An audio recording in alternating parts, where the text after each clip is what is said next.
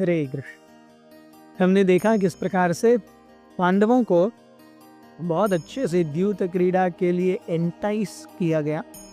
युधिष्ठिर महाराज होनी को सबसे ज़्यादा बलवान मानते हुए द्यूत में बैठने के लिए खेलने के लिए बैठे भी विदुर ने धृतराष्ट्र को बहुत कड़वा सच सुनाया कि किस प्रकार से ये जो मार्ग है द्यूत का, ये छल का मार्ग है और किसी भी अच्छे क्षत्रिय को इस प्रकार के मार्ग का प्रलोभन नहीं रहना चाहिए। लेकिन फिर भी विदुर जितना भी बोले धृतराष्ट्र शांत रहे, क्योंकि अंदर से धृतराष्ट्र यही चाहते थे कि सब कुछ उनका हो जाए, उनका नहीं तो उनके बेटे का हो जाए। दुर्योधन ने बहुत ज्यादा खिजिया करके, गुस्सा करके विदुर को कई अपशब्द बोले। विदुर भी कहने लगे कि अरे, जो सही में अपना हितचिंतक होता है उसकी बातें कई बार कड़वी लगती हैं, लेकिन वो सच होती हैं और उस व्यक्ति के लिए हितकारी होती हैं। दुर्योधन ने फिर से शकुनी की ओर देख करके कहा कि गेम को या क्रीड़ा को आगे बढ़ाया जाए। तब विदुर फिर से कहते हैं कि हे राजा, इस बार वो दुर्योधन को राजा कह रहे हैं, क्योंकि असली राजा का तो कोई मतलब ही नहीं है, उसको इतना बोला जाए वो कुछ कर नहीं रहा। सो वो सोचते हैं कि शायद दुर्योधन को ही कुछ बोले। तूने पहले तो उनकी ईगो को सराहते हैं, कहते हैं राजा जानो कि जब भी सांपों को क्रोधित किया जाता है आप उन्हें डसने के लिए बाध्य कर रहे हो।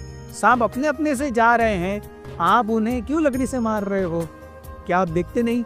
आप पांडवों की आंखों में देख करके उनके अंदर के रोष को, क्रोध को, प्रतिशोध की ज्वाला को देख नहीं सकते कि ये सब सही नहीं है? विदुर कहने लगे, हे दुर्योधन, तुम्हें एक कड़वी औषधि पीने की जरूरत है और वो है नम्रता। नम्रता वो कड़वी औषधि है जो बहुत ही ज्यादा तीखी भी लगती है, बहुत खाने से उसे उल्टी जैसा लगता है, लेकिन सेहत के लिए वो बहुत अच्छी होती है। नम्रता वो औषधि है जिसे हमारी चेतना ग्रहण करने से कभी भी हिचकिचाती है, लेकिन अल्टीमेटली यही नम्रता की औषधि हमें भगवत धाम की लेके जाती है, हमें अपने पापों का क्षालन भी कराती है। दुर्योधन ने विदुर के इस भाव को नजरअंदाज करके कहा कि शकुनी, विदुर ने कहा गेम आगे बढ़ाया जाए। शकुनी ने कहा है युधिष्ठिर, अब आप आगे क्या लगाओगे, आपके पास क्या है? तो युधिष्ठिर कहने लगे, मेरे पास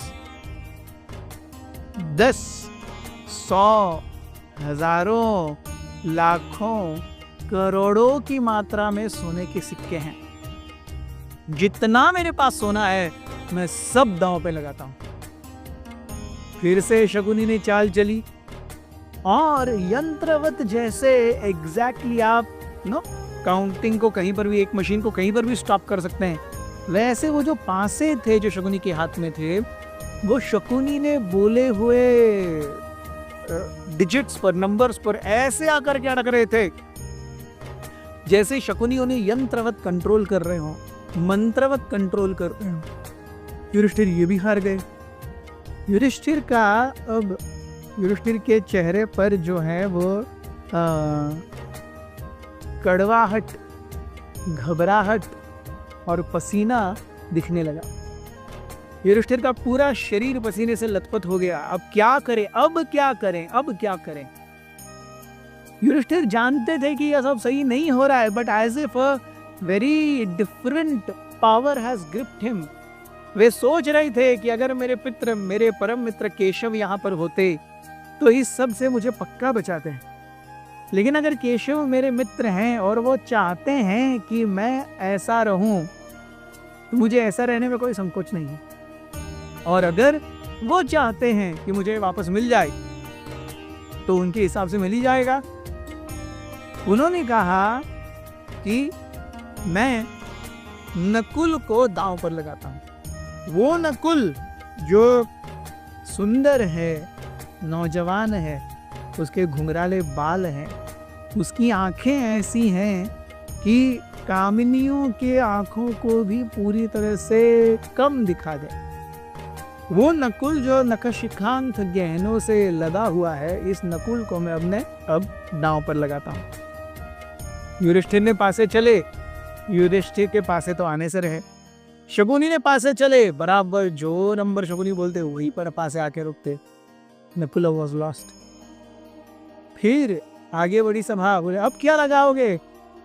वो कहने लगे सहदेव, ये सहदेव जो हैं, जो अगर न्याय के आसन पर बैठें तो जैसे ब्रह्मा और शिव न्याय करेंगे, बिना निष्पक्षता के और पूर्ण ज्ञान रख करके, द इश्यू एट पॉइंट, उसका पूरा ज्ञान रख करके, न्याय संहिता को ध्यान में रख करके, न्याय के सिद्धांत का पालन करके, उसके निटिग्रिटीज को जान करके, जैसे अगर शिव और ब्रह्मा न्याय करेंगे वैसे ही ये सहदेव न्याय करने में निपुण है।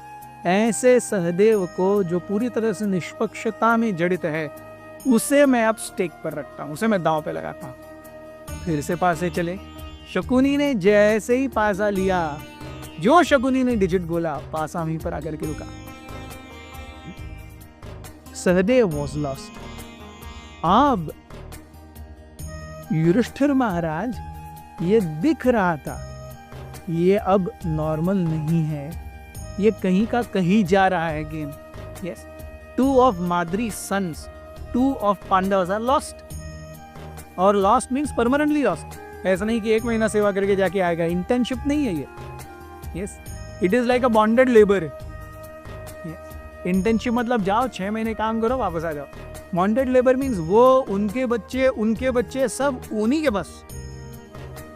सो युधिष्ठिर सही में डर गए थे और वो क्रोधित भी हो रहे थे।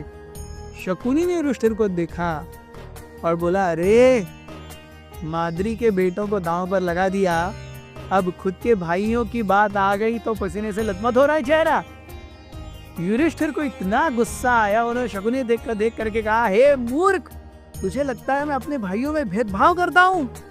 मैं अपने और माद्री, अपनी माँ और माद्री की माँ के बेटों में भेदभाव कर रहा हूँ? युधिष्ठिर इतने गुस्सा हो गए, शकुनी ने तुरंत एकदम अच्छे वचनों का, अरे नहीं नहीं नहीं युवराज, ऐसा नहीं करना चाहिए। कई बार द्यूत में या ऐसे खेलों में, उत्तेजनात्मक प्रसंग में ऐसी कई बातें आ जाती हैं जो एक्चुअली कोई व्यक्ति मीन नहीं करता। आप कृपया ऐसा मत सोचिए कि मैं किसी पक्ष का हूँ या किसी मेंटालिटी का हूँ। हम खेल को आगे बढ़ाते हैं। अब आप क्या दांव पर लगाएंगे?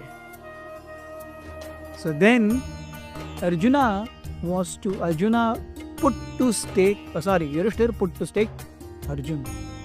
युधिष्ठिर ने कहा, ऐसे व्यक्ति जो जब गांडीव और धनुष, गांडीव और बाण हाथ में ले ले तो उसका दाया हाथ कब तुनीर की ओर जा रहा है, कब बाण लेके आ रहा है, कब बाण छूट गया, कब कौन से अस्त्र का उपयोग हुआ, ये जिसका समझता ही नहीं है, जो कृष्ण के परम मित्र हैं, जो हृदय से बहुत ही भोले भाले और द्रवित हैं, ऐसे अर्जुन को मैं दांव पर लगाता हूं। युधिष्ठिर ने पासा चला, आने से रहा नंबर। शकुनी ने पासा चला, and every time Shakuni, I have won. Shakuni हर बार ऐसे युधिष्ठिर को देखते जैसे उसको देख करके चिढ़ा रहे हो, लेकिन तेरे को कुछ नहीं आता, मेरा सब आता है, अब ये तेरा सब मेरा हो गया। ऐसी मंशा से शकुनी और दुर्योधन ये युधिष्ठिर को देखे जा रहे थे। And arjuna was lost. बहुत बहुत धन्यवाद तेरे। अथ श्री महाभारत कथा।